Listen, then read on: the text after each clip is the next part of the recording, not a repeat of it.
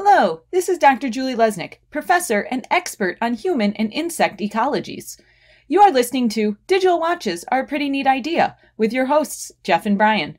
They are bringing light and enlightenment to all non-evolved life forms, saying a big hello to all semi-evolved life forms, and causing severe brain damage to anyone higher up the evolutionary ladder than a demented bee.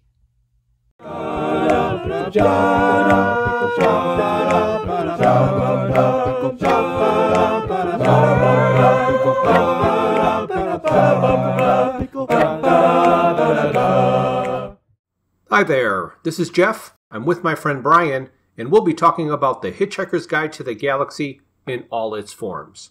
But before we do that, let's listen to a message from one of our proud sponsors. Hello, space travelers. Eccentrica here, inviting you to Milliways, the restaurant at the end of the universe.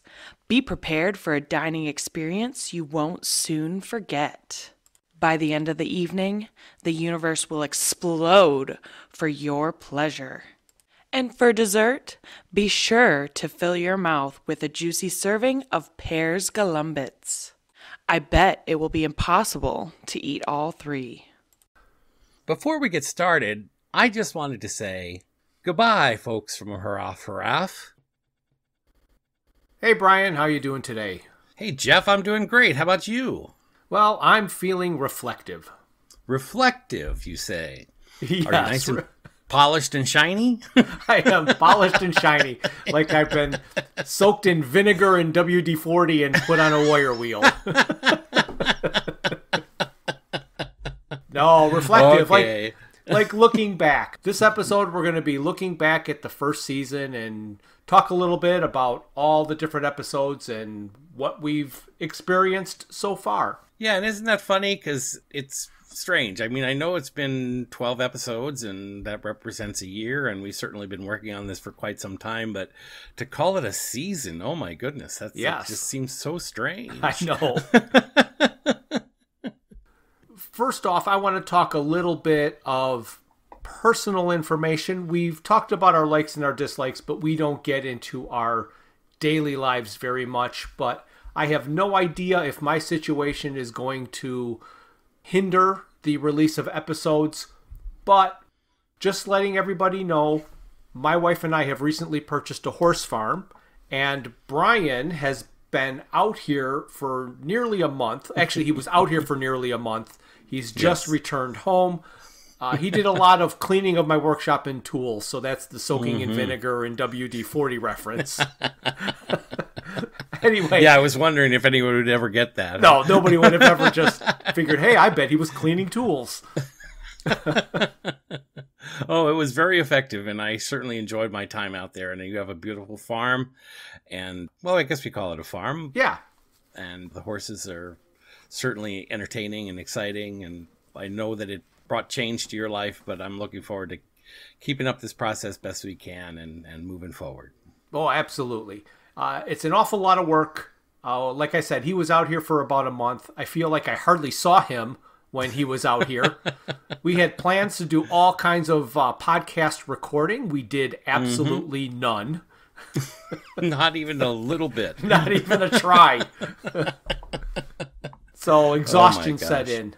Oh, yeah. Absolutely. I mean, we definitely have we're about a generation apart, maybe, if you consider it that way.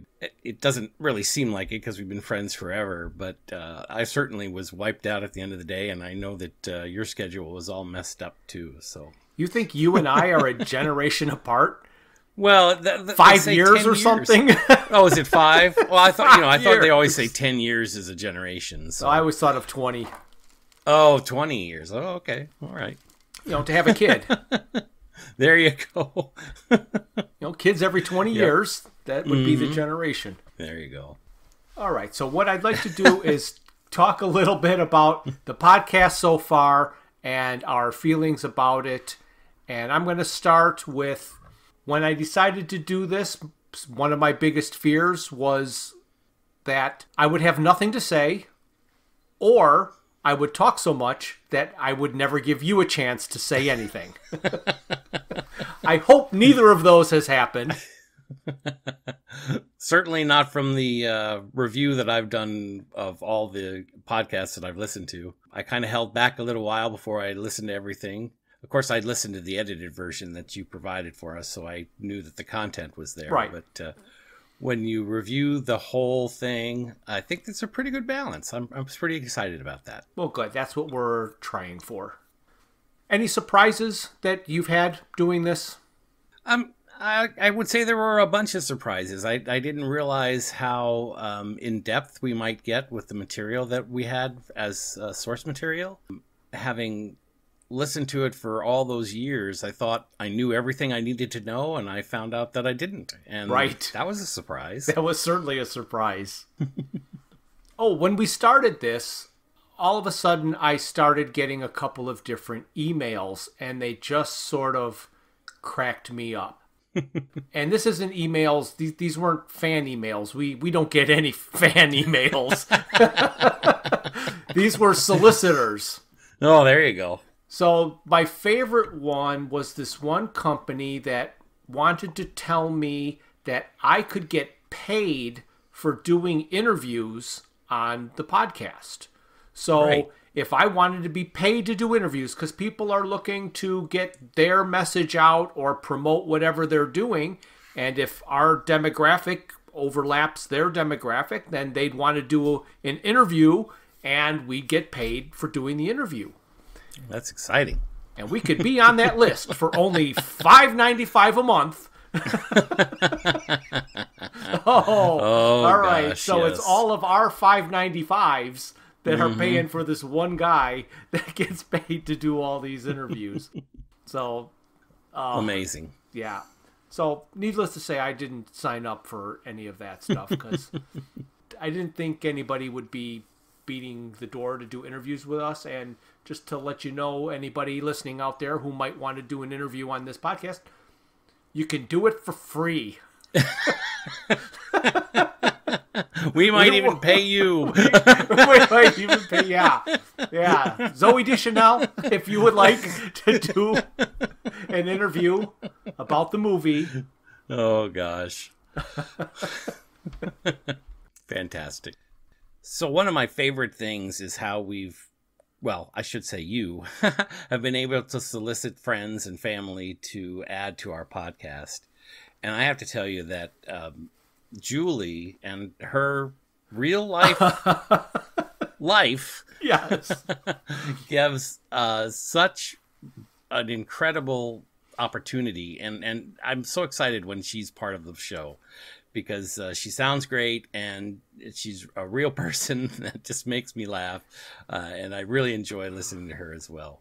Yes. My sister Julie has been gracious and has done a number of our different episodes. And she is a real doctor. She's got a PhD.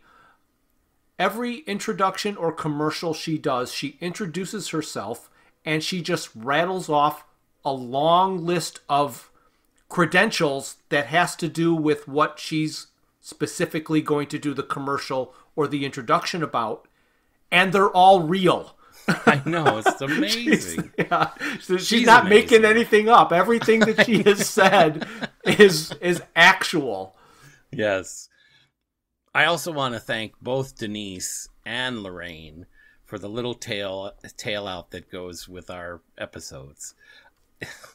I enjoyed working with my wife to try to get her to do that little tail out, as you call it. And probably a lot of folks haven't even heard it, because who listens to the very end of an episode? Right. It still makes me laugh, because I know you know this, Jeff. I was trying to get her to do the episode like Zsa Zsa Gabor does in Green Acres. So I was trying to get her to do an accent. And the two of us were just laughing and laughing and laughing, because she just doesn't have the knack of accents. we probably recorded that thing. It took us a half an hour, and what's it last, like 15 seconds? Yes, less than that. Yeah. Literally, all that they do is they talk about our fake production company, and they say, "This has been a Fruits for Thought production." That's it. What is that? 2 seconds? I know, but we had so much fun recording it. I love it. I love hearing it at the end, and I always listen all the way to the end just to hear the little outro. Yep, I do. I do as well. The other thing is that after Lorraine did it, I wanted to include Denise in the thing, so I asked her if she would just. It's going to be real simple. All I need is just for you to say, "This has been a Fruits for Thought production." 5 seconds. Sit down. The microphone's all ready. Go. And she does it. She does one take. It was perfect. She left. I sat down to get it ready to put into a podcast. Mm-hmm. And it was the first thing I did after we did the jingle bells for our opening theme for the Christmas episode. Mm-hmm. And if you remember, on the normal setting, the bells were way loud. We had to change the microphone to tone the bells way down. Right. Well, I didn't turn the microphone back up. So she was almost inaudible. And I had to say, could you come back and do that again? Because... Oh, God. And then she did it again, and I had some other technical difficulty. And then I had to have her do it again. And I'm like, could you do maybe 2 or 3 in a row? That way I can just pick the best one. And I think I still have it. I might. There's one where it's just. She says it in such a way that there is an implied asshole at the end of it.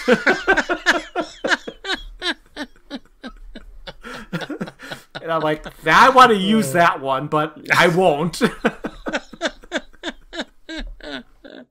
Well, I don't know if everybody, most of our audience probably knows Green Acres and Zsa Zsa Gabor. Is it Zsa Zsa or Ava? It could be Ava. I always get the two of them confused. I don't know why. Okay. You're right. It's probably Ava. But she says, this has been, I can't remember the name of the company. Was it Desilu? Damn. No. But she has, let's just say. So at the end, she ends her little outro with "darling." Right. And you were going to try and have Lorraine do a darling. Yeah. Oh God, it was so funny that it just I can't even describe it. And the other special person of note that I want to mention for doing commercials and our introductions is my niece Carly, because who can go up to one of their nieces and say, I want you to do a recording where you're calling me one of the best bangs since the big one. And she says, okay. So she has been wonderful portraying, as I say, 2/3 of Eccentrica Golumbits, doing the most ridiculous scripts that I can come up with for her. Oh, I think you're breaking the third wall. Don't people realize that they're real advertisers? Oh yeah, they're real. Yes, with the real Eccentrica.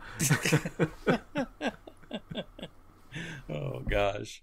If Julie is real, that must be the real Eccentrica. Oh, we give all that away. We got special connections. Yes, special connections. We're going to start at the beginning and just kind of talk about each episode that we've done and maybe a memory or two about it. So we started out with episode 1, Hey, Sass Those Hoopies. Anything from that episode stand out in your mind? Episode 1. Is that when we were introducing ourselves and talking about that was our introduction stuff? Yes. Well, what stands out in my memory is that I didn't come prepared with proper notes. Yes, that was pretty funny. Oh, the learning curve we go through. Oh, yes. But I do enjoy, I enjoyed the process of letting folks know who we were, and I thought it was informative and fun.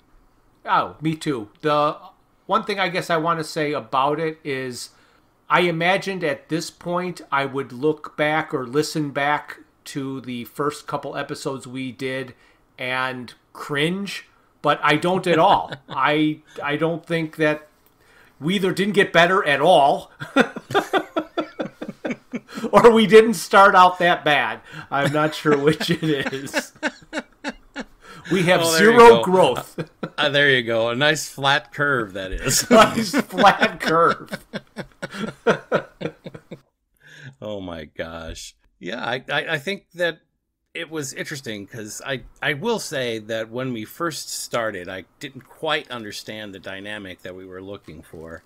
And it did take me an episode or two before I began to understand the concept as you envisioned it. And I don't know that it shows up that much in the podcast, maybe a little bit, but I do feel that we've got a better flow and a better content method now than we did when we first started. Yes, absolutely, absolutely.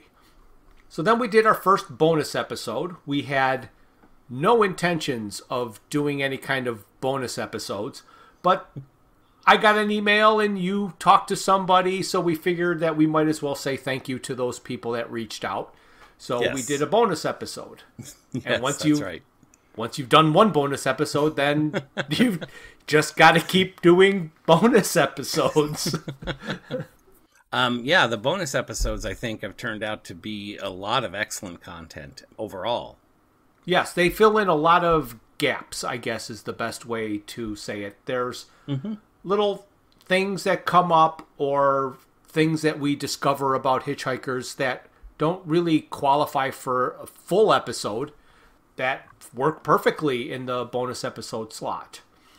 I agree. I wasn't sure how long I was going to keep the bonus episodes going, but we're going to keep them going as long as we have something to say. I agree. That's an awesome thing. Then, if I remember correctly, we started out our first episode saying that we've changed our format and we're going to break it up into 2 episodes. So, primary phase wasn't just primary phase. Primary phase was broken up into 2 books or two different episodes because there were a couple of different reasons. We did the LP at the same time, and there were 2 LPs that broke at this spot, and 2 of the episodes were strictly Life, the Universe, and Everything, where the first 4 were hitchhikers. So it was a natural break. It wasn't just something that we put in there. But I do find it funny that we made an announcement of what the first episode was going to be, and we changed it immediately. Well, there you go. We were developing as we went. Absolutely. The next bonus episode was our Christmas bonus episode, and I don't know if that's the favorite episode I've ever done, but it is by far the most research I have ever done on an episode. Yes. It was quite fun. I thought that was a fabulous adventure that we had, and certainly I hope and I appreciate if folks who listened enjoyed that episode. Because we said Christmas episode so many times. Yes. Yeah.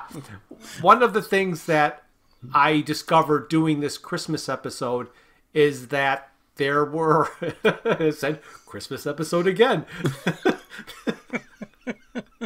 Oh my gosh. That there's actually stuff out there that I've never heard of. And it was fun to track it down and find it. And then it was even more fun to see it where it ended up in the books. And the first time I read the book and would hear these parts, I had no idea that it originated in this Christmas episode. That's right. It's a lot of fun. A lot of discovery. So then the next episode we called One's Never Alone with a Rubber Duck, based on the captain and his fondness for rubber ducks. And so that was the second part of primary phase. When I started listening back at these, what I did notice is that, in my opinion, every episode that we did, I liked better and better and better. It just, each one kept getting better, and then I'd be ready to do the next one, and oh man, we really knocked it out of the park the last time. Can we match that? And then I'd listen to it back, and I'm like, we did even better. So I've been very pleased with the way these have been going. So that's all I want to say about that. Next one was a completely different type of bonus episode. This is what we called Unconventional Times. It's when we talked about the conventions just starting to get back. And and you told the story of the convention you attended in Detroit. Yes, and my horribly uncomfortable experience dressed up as the captain with nobody at this convention. This was so empty. It was really, really sad and really weird walking around in a bathrobe holding a rubber duck. Exposing your knees to the world. Exposing my knees, that's right. Graphic images. That's right. I had to laugh. Right. So after the unconventional episode, we got back to the radio series and we did a more movie shade. And this would have been secondary phase. Right. I really enjoy secondary phase because it is so different than the books. It's like having a complete other story, even though so much is the same. Right. And it's so funny because, I mean, it was only recently that we started discussing the ramifications of knowing all this information and then trying to parse it all back together and make it a coherent conversation. Because it's in this latest book that we were reading where we talked about Trillian saying that Zaphod's adventures were just an illusion. Right. Right. And I thought that was funny because it just covered up all the possibilities of what actually happened. Yes. So then we get to our Valentine's Day bonus episode. Our first not safe for work, last minute submission Valentine's Day bonus episode. Oh, I tell you, I laughed so much, and I still think the Valentine's Day episode is probably one of our best episodes. I think it's my favorite for many different reasons. For many, many different reasons. And I know that we agonized about it and we provided a secondary version because we thought we'd offended someone. Yes. And we still don't know to this day whether we offended her or not. But no, we don't. Odds are that we did. The smart money is on we offended her. And it certainly wasn't our intention. And we thought that if she was a comedian as she was and that she would be able to take a joke like we do. We certainly don't take ourselves too seriously.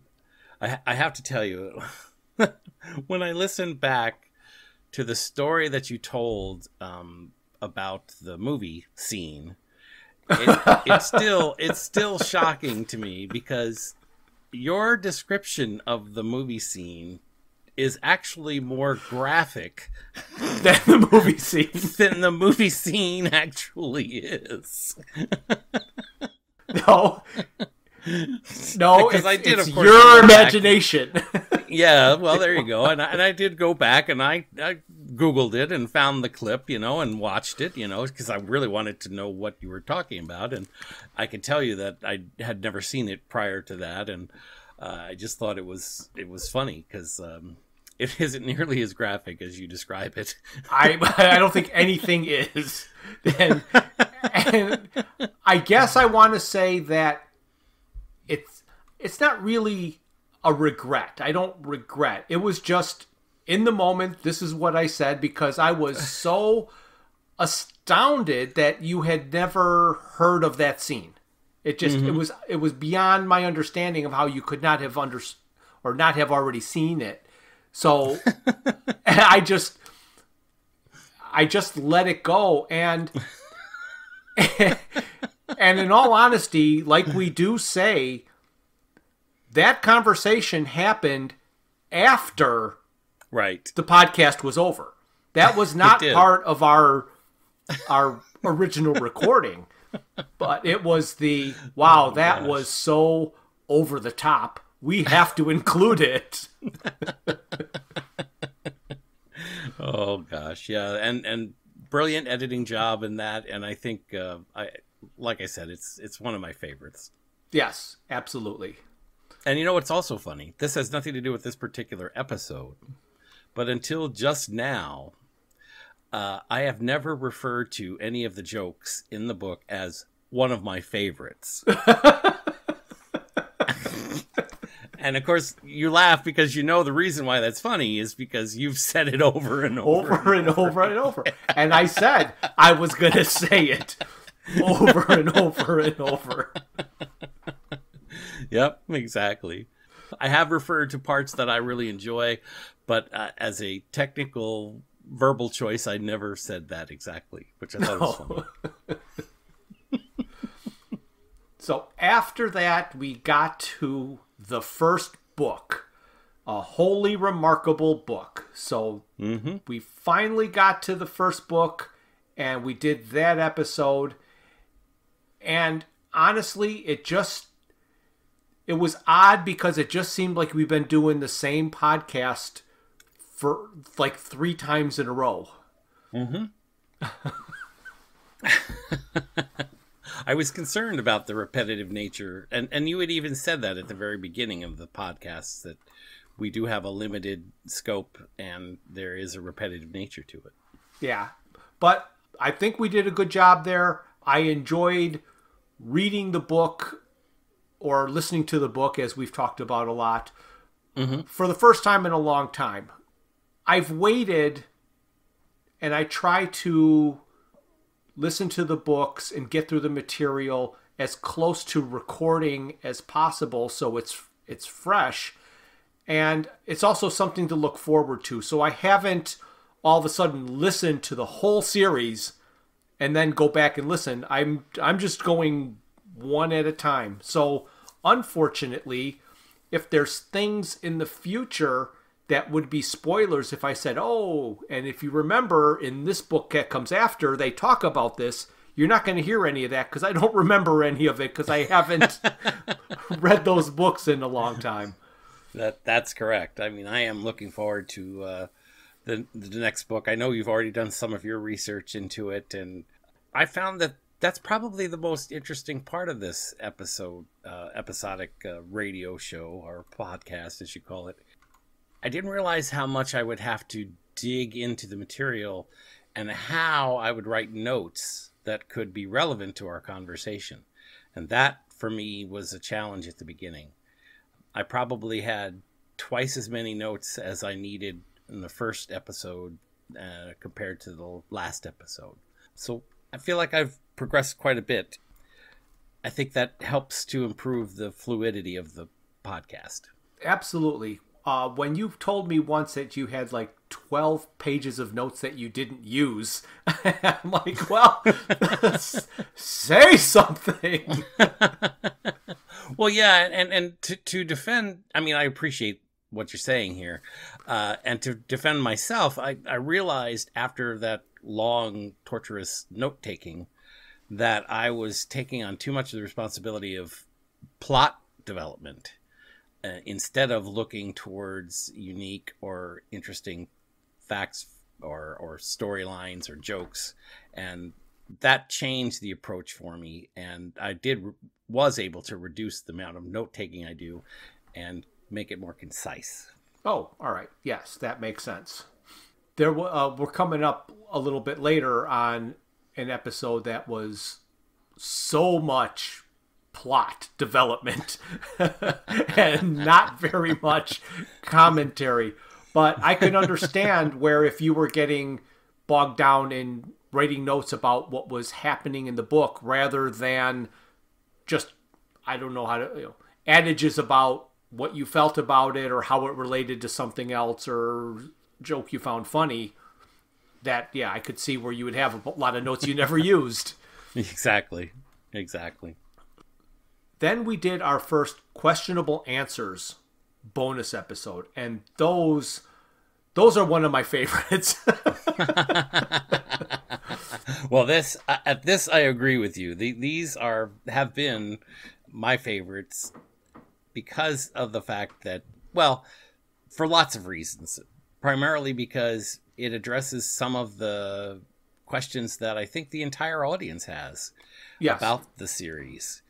And I think that between the two of us, we come up with some really practical answers. And that's exciting to me. Yes. And what's funny is when I am writing some of these questions for you, I am expecting some outlandish answer because it seems in my book or in my head that it's an unanswerable question. And then, man, you dig right in and you research and you come up with like a real answer for this ridiculous question. Well, I guess that's my job. That's it. That is your duty.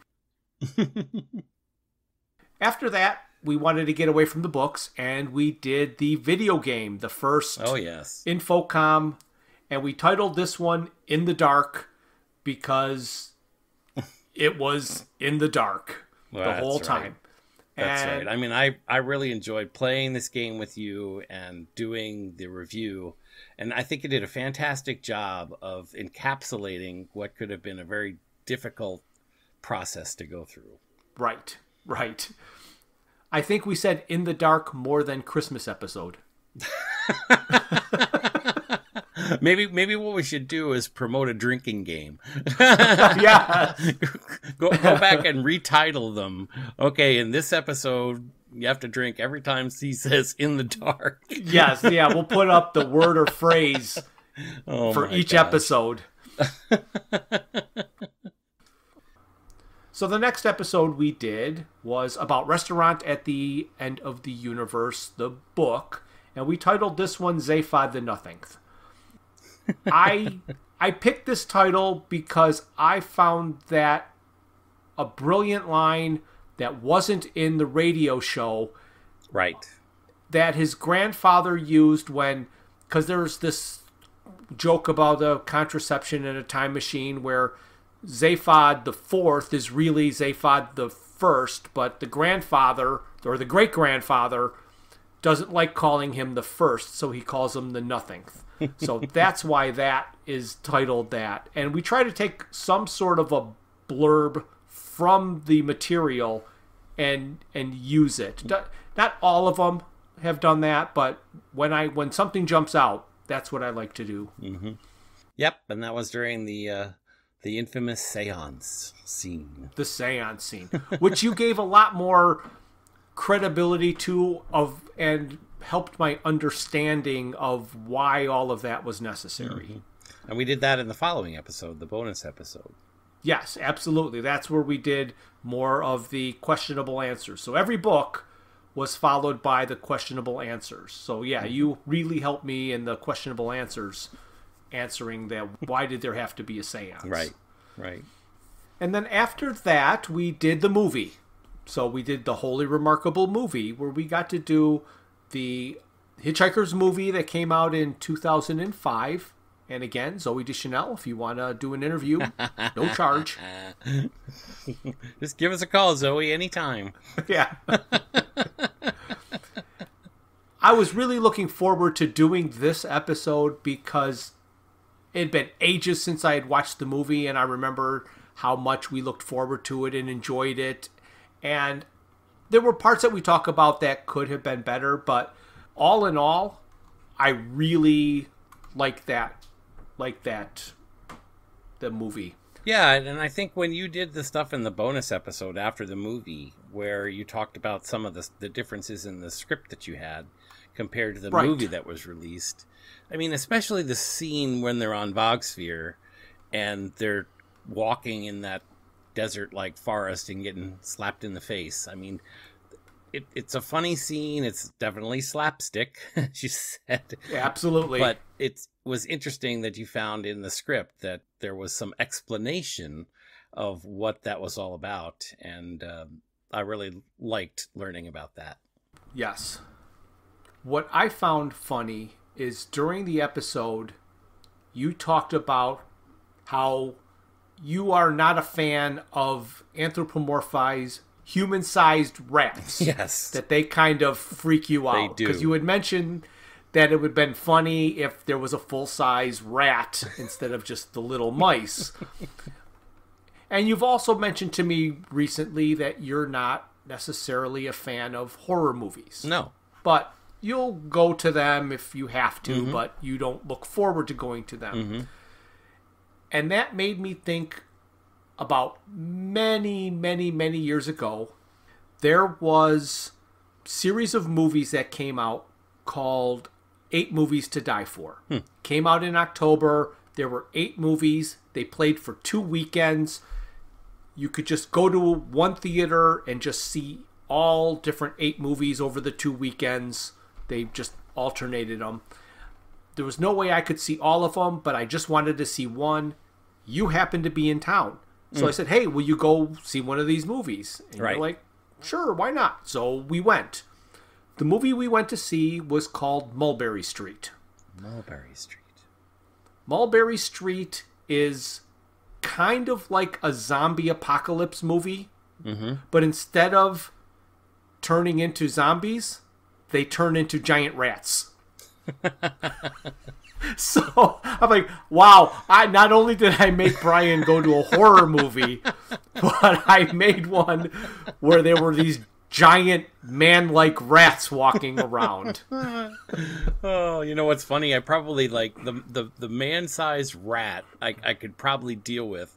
But the thing that I really have a lot of trouble with are the hamsters that are driving, what are they, Kias?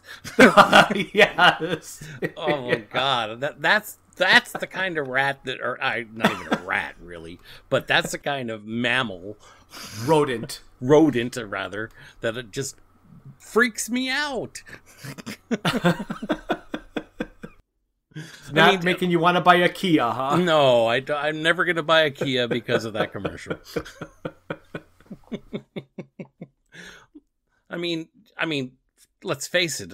One of my favorite movies of all time has been Princess Bride, and they have the rodents of unusually large size. Yes, they do. And they don't freak me out. No, not like those Kia hamsters. No, those Kia hamsters. Ooh.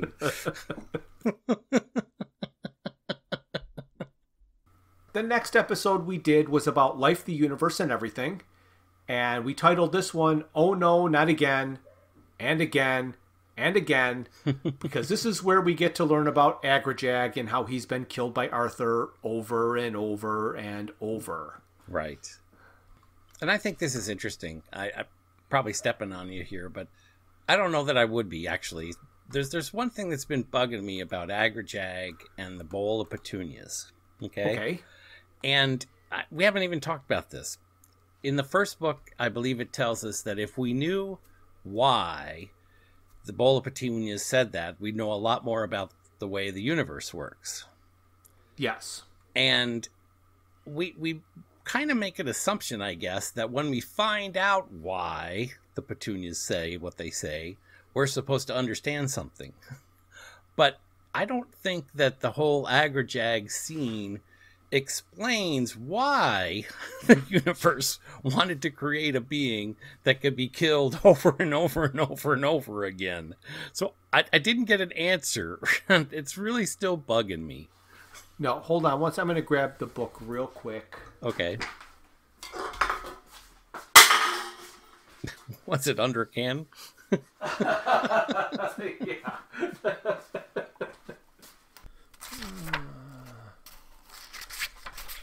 Because you like to really lean on words. Mm-hmm. So, hold on. What's before this? Okay. I've got the book here. So because in the question and answer bonus episodes, you really lean on every single word in the book and scrutinize it to make your point about my question. So that's what I'm going to do here. Okay. What it says is, many people have speculated that if we knew. It doesn't mean they're right. Okay. Many people have speculated. They were wrong. We don't know anything, so You're that's right. what we have learned. You're so right. That's brilliant. So, That's perfect. there we go. Well, I mean, and I tell you, I mean, that's the kind of answer I was looking for, because it just not puzzled me, but it bothered me that I didn't get an answer. I mean, yes. I still have the question, why does Agrajag exist? Why does the universe require him to exist? And what brings it back in my mind is Prax and his telling of the truth, and the fact that he knows Arthur. Well, in this possible huge universe with all these billions of beings, if you will, why would he know Arthur? Well, there must be some fundamental truth about the universe that's wrapped around Arthur, because not only is he critical to the story we're looking at, but he's got some other weird things happening in his life. Yes. Here's a point that I want to bring up. We've talked about this, how there are UK editions and there are American editions, and the words change and they do some editing, and there are abridgments, and so there's all kinds of different editions that they've changed things. The one that I mentioned before was how many million miles away the Earth is. Changes from the radio series to the record to the book. It's all different. And then a later book, it's even farther. So I want to know how you would feel about this, since they're not opposed to doing edits. In a new edition where they put out of The Hitchhiker's Guide to the Galaxy, in the scene in the bar, when they're trying to get drunk and eat the peanuts before being beamed up into the Vogon ship, the bartender says something about going to watch the match tonight. And Ford says, what's the point? He's like, foregone conclusion then? And Ford's like, no, the world's going to end. In that scene, they should put in there something about the bartender saying, well, that was quite the spectacle at Lord's Cricket Ground the other night. Which would mean nothing the first time you read the book. Right. But then when you got to Life, the Universe, and Everything, you could see, wow. And then people would go, how brilliant Douglas Adams is that he could work in this little, when it's just an edit after the fact. Right, exactly. That's awesome. In these omnibus editions where they're all in one novel, put spectacle at Lord's Cricket Grounds in that bar scene. That will bring you, then you'll know what they're talking about when you get to Life, the Universe, and Everything. So, yeah. That would be That's cool. all. I just thought that would be a fun thing to put in. Then we get to the next episode where we break format again. This is where we didn't use our bonus episode as a bonus episode, but we used our bonus episode as part 2 of our full episode. Right. Because Doctor Who and the Cricket Man was quite the undertaking. I feel like we've climbed Mount Everest. I was so looking forward to that book, and I couldn't wait, and it was just long and tedious. And it's especially so because of the way we approach our, well, let's just say the way we do our due diligence to provide entertaining podcasts. Right. I could have read the story and listened to the story and said, oh, okay, I get it. But again, to understand and analyze, we had to go in pretty deep and listen quite often. Yes, that I guess is something that I didn't know if I was going to be able to do at all with any of the stuff, but I have found it no trouble. No, I can just keep listening to this over and over, and I think you do something similar. Like I'll do two listens. Like I'll listen to the whole thing while I'm working and I don't take any notes, and I'll listen to it again and I'll get more ideas, but I won't have anything to write down. And then I'll do a third listen of it where I don't do it all at once. I'm only going to do an hour's worth of listening to this and make notes. One CD or one chapter or whatever. Yep. And make all the notes to do this. So, and there's been no dreading it or no drudgery. Like, I look forward to doing it. So that's one thing I am happy about. Yep.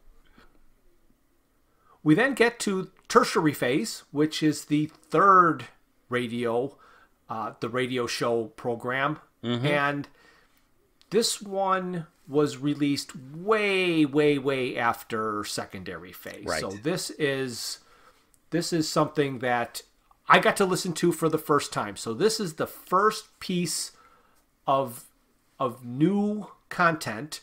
Well, I guess that's incorrect, because the Christmas episode was about a little blurb that I had no idea existed. But Right. again, that was 2 pages. It Yeah, was exactly. not very much at all. So Right. tertiary phase, it was the first time I got to listen to this, and I really enjoyed it. Something that I wasn't sure of, and I'm not sure if we're going to do or not, I don't know, but they redid primary phase and secondary phase with this cast. Oh, really? So yeah, there is a modern remake of primary and secondary, so tertiary phase blends in better. Oh, like okay. if you were gonna listen to them, they'd be the old style with the old sound effects. So they've updated them. I've not listened to them at all. We might do one bonus episode or something where we listen to it, because there might not be any difference at all. Yeah, that would be interesting. I think it would be an interesting thing. We should probably consider that, like you say, as a bonus episode. Yeah, we'll put it on our list.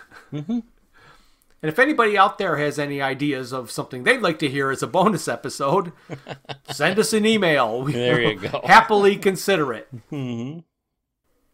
Where did we go from there, Jeff?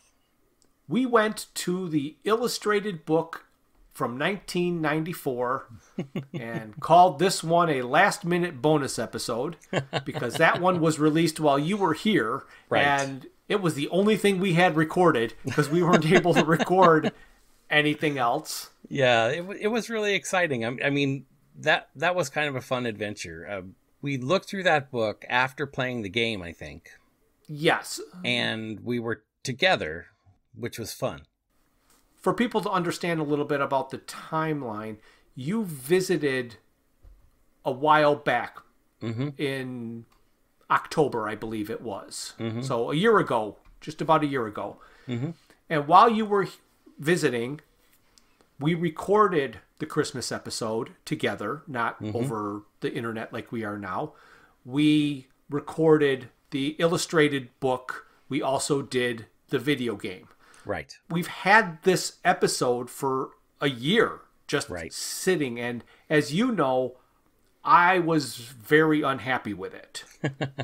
Yeah, I do know that. I mean, I listened to it and took it back with me and told you that I would do a video edit of it, which I did do, but I never even shared it with you because I was, well, I won't say afraid, but I was concerned that you wouldn't like it.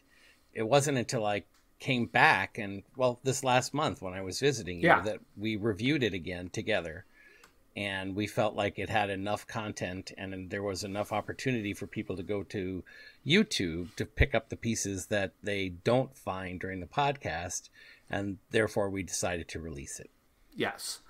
A reason that I didn't like it or was afraid of it is, like I had mentioned, I have not read any of the material until we're about to record the podcast. Right. So I hadn't read Hitchhikers in ages. And now I'm flipping through this book and I'm seeing things that I can't immediately identify. Well, and I was seeing things, and I had just reviewed it. I don't know why, but I had just listened to it, I think, just prior to looking at the book. And even after that, I was still puzzled by some of the scenes that we were looking at. Right. So in my mind, the puzzling scenes in the book weren't because the scenes in the book were puzzling. It was because I wasn't prepared. No, that certainly isn't the case. But after reviewing it again with you, I realized that no, nobody would know what this is at a glance. Oh, gosh. Yeah, I mean, there's certainly some images that just defy the imagination. Yes, there was.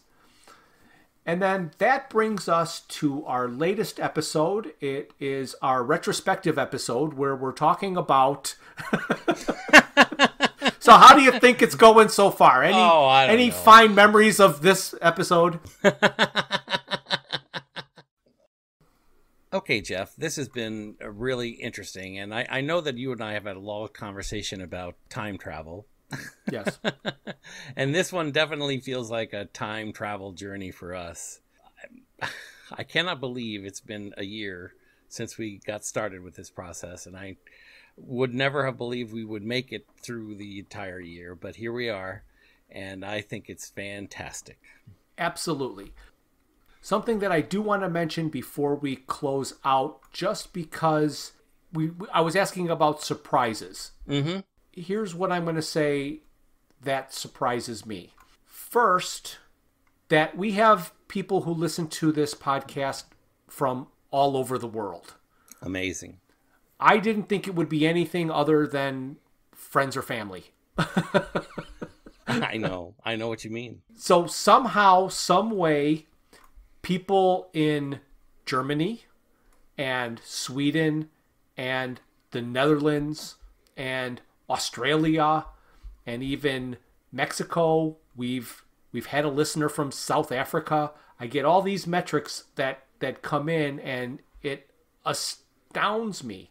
What's funny is that I can look at how many downloads have been in each particular city, mm-hmm. and there's a city in Germany that has the most downloads,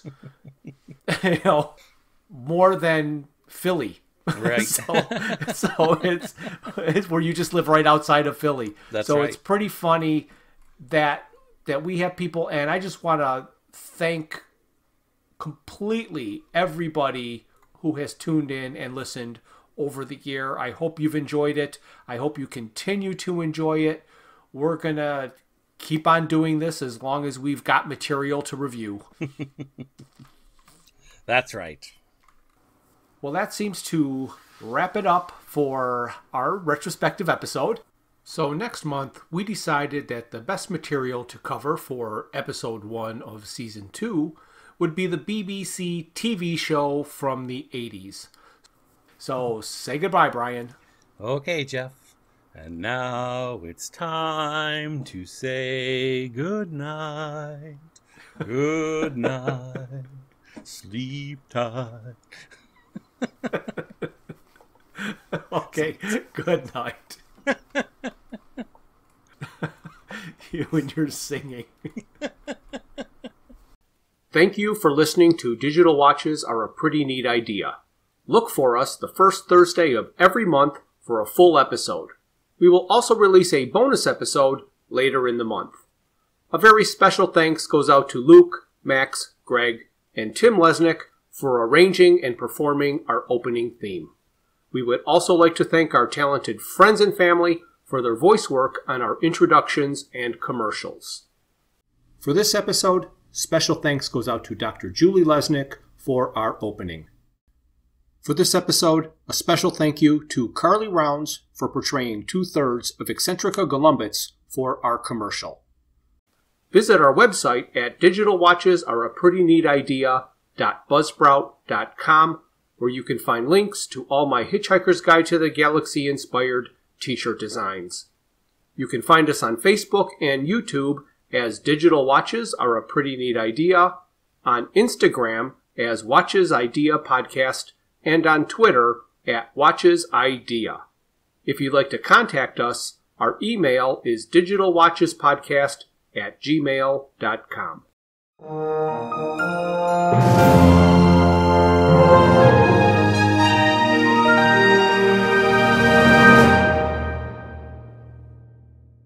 This has been a Fruits for Thought production. That's a little bit of mocking.